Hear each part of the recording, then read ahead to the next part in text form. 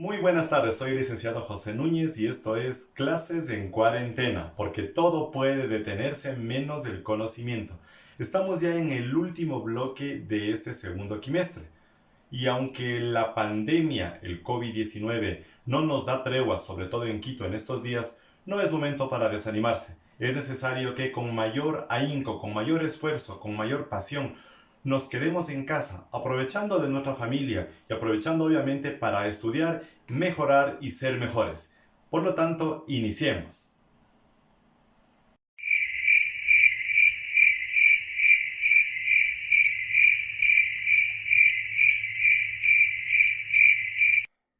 En este bloque vamos a ver el tema de las asambleas nacionales constituyentes y las luchas sociales. ¿Qué son? Lo vamos a ver a través de los siguientes organizadores gráficos. Iniciamos con este. Las asambleas nacionales constituyentes son un nuevo modelo para la sociedad en el campo social, político y económico.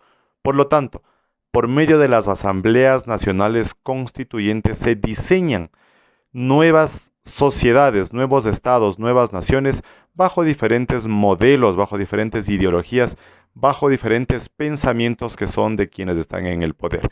Todo esto se dio a partir del año de 1789, con la Revolución Francesa. En otras palabras, las asambleas nacionales constituyentes a partir de esta fecha son el mecanismo colectivo para diseñar nuevas sociedades a través de la redacción de constituciones. Esto es justamente lo que vamos a ver a continuación o la próxima semana, cuántas constituciones y de qué manera se han diseñado en nuestro país. Pero ¿cómo se inició esto de las asambleas nacionales constituyentes? Lo hacemos a través de la historia de la Revolución Francesa, que es la historia de los derechos del hombre y del ciudadano, tal como lo vimos el año anterior en Educación para la Ciudadanía. En la imagen que usted se puede fijar en este instante, podemos darnos cuenta que antes siempre triunfaba el más fuerte, sea en el esclavismo, el feudalismo o la edad moderna. En el esclavismo, obviamente, por la fuerza, las personas se adueñaron de otros seres humanos y los hicieron sus esclavos. Con el pasar del tiempo, en la Edad Media, el señor feudal se apropió de las tierras, se apropió de la mano de obra, se apropió de todo un conglomerado de terrenos para poder servirse de ellos. Esto es el feudalismo. Y en la edad moderna, ya en las fábricas, por medio de un sueldo, se apropia de la fuerza del trabajo de una persona y se lo devuelve en una mínima parte a través del sueldo. Pero en todo caso, siempre es triunfo del más fuerte, del más fuerte. En el siguiente organizador gráfico podemos darnos cuenta o vamos a ver el contexto histórico en el que se dio la Revolución Francesa, que nos interesa en este caso para saber cómo surgieron las asambleas nacionales constituyentes. Y en este organizador les invito a que hagamos el mismo ejercicio que hacíamos cuando estábamos en el aula de clase, ¿se acuerdan? El llenar las letras faltantes para formar la palabra que falta en cada uno de los recuadros. Este es el contexto histórico que se dio, que surgió con la Revolución Francesa. En el primer recuadro, en 1776 se dio la independencia de un país en nuestro continente que fue fundamental. A partir de la independencia de este país cambia absolutamente el mundo y el concepto de soberanía, sobre todo, se va luego a desarrollar en el mundo europeo. De hecho, en el segundo recuadro está el nombre de los filósofos europeos del siglo XVIII que estuvieron atrás con su pensamiento poniendo las bases para el cambio de una nueva sociedad. Todo esto explotó o dio lugar a que en el año de 1789 se dé la revolución que estamos viendo en este instante, la que nos está moviendo en este tema de clase. Es la revolución que cambió y a raíz de la cual se van a crear las asambleas nacionales constituyentes para diseñar una nueva sociedad en este país europeo. De hecho, a partir de esta revolución se da la Declaración de los Derechos del Hombre y del Ciudadano. Pero ¿cómo era Francia antes de la Revolución Francesa? ¿O cómo era Francia para que se dé la Revolución Francesa? Esto es Francia a finales del siglo XVIII. Era una sociedad piramidal, tal como lo analizamos el año anterior en Educación para la Ciudadanía. Piramidal significa que alguien, una sola persona en este caso, está en la cúspide de la pirámide aprovechándose de todos quienes están en la parte inferior de esta pirámide. De hecho, la sociedad francesa tenía en la parte superior en el siglo XVIII al famoso rey Luis XVI. Él era nieto de Luis XIV, ¿se acuerdan? El famoso rey Sol, quien decía, ¿qué es el Estado? Yo soy el Estado.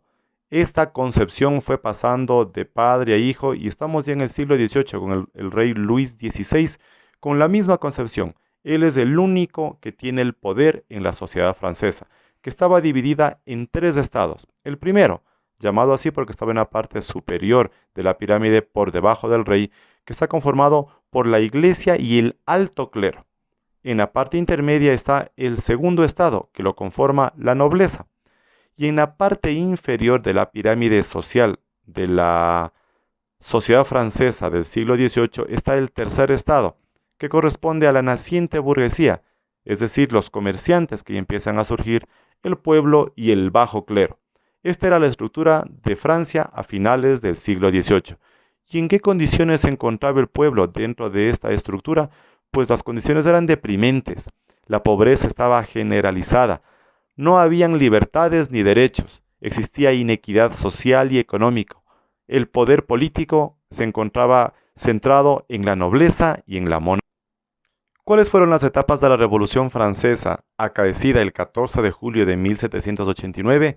Esto es lo que vamos a ver a continuación y lo fundamental en este tema. Primerito, los Estados Generales. El 5 de abril de 1789, una asamblea de 1.200 diputados para salir de la crisis económica se reúnen. El rey no escuchó a la burguesía. En otras palabras, el rey quiso seguir con sus privilegios e hizo a un lado oídos sordos a lo que reclamaba la burguesía. En el recuadro intermedio, el segundo eslabón, la Asamblea Nacional. Esto se dio el 17 de junio de 1789. Los diputados del tercer estado, es decir, de la parte inferior de la pirámide social francesa del siglo XVIII, se reúnen. El rey prohíbe, pero no logra impedir. Se forma la Asamblea Nacional Constituyente, que es el tema que estamos viendo, para finalmente conformar las asambleas constituyentes, donde el rey, en el tercer recuadro estoy leyendo, pierde toda autoridad. De hecho, se le quita toda autoridad y muere guillotinado. El 14 de julio de 1789, los parisinos se toman la Bastilla. El 4 de agosto se da la abolición de los derechos feudales y el 26 del mismo mes se promulgaron los derechos del hombre y del ciudadano. De esta manera estamos viendo que las asambleas nacionales constituyentes fueron históricamente fruto de la Revolución Francesa, como el pueblo del tercer estado de la parte baja de la sociedad francesa se reúne para diseñar nuevas leyes para un nuevo estado. Finalmente, las asambleas nacionales constituyentes se enmarcan dentro del nacimiento de la democracia moderna, tal cual vemos en este organizador gráfico, que surgió en el siglo XVIII después de Cristo, bajo la misma concepción del concepto griego, es decir, demos pueblo y kratos poder, o en otras palabras, el poder en manos del pueblo. En este caso, desde la formación de las asambleas populares hasta las asambleas nacionales constituyentes que determinaron la distribución del poder ejecutivo, legislativo y judicial.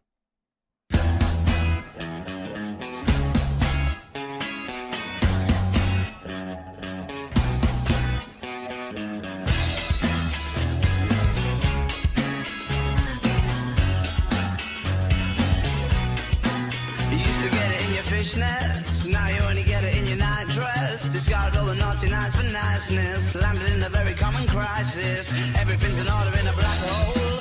Nothing seems to pity is the past though. The Bloody Mary's like an El Tabasco. Remember when you used to be a rascal? Oh, the boys are slack. Muy buenas tardes, soy el licenciado José Núñez y esto es Clases en Cuarentena, porque todo puede